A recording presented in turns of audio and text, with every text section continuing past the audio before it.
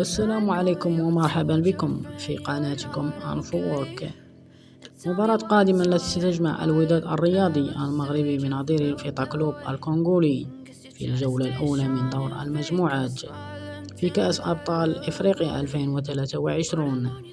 ويقع الوداد البيضاوي ونظيره الفيتا كلوب الكونغولي في المجموعة الأولى التي تضم كذلك شبيبة القبائل الجزائرية وبيترو أتليتيكو. وتنطلق المباراة يوم الجمعة 10 فبراير 2023 في ملعب الرياضي محمد الخامس بالدار البيضاء. توقيت المباراة لم يتم تحديده بعد، ومن المحتمل نقل المباراة على بيان سبورتاج دي 3. I'm sorry that I'm so inconvenient, okay. Just let me be me and I'll stay out of your way. I can see the way you look at me, I'm such a disgrace. I never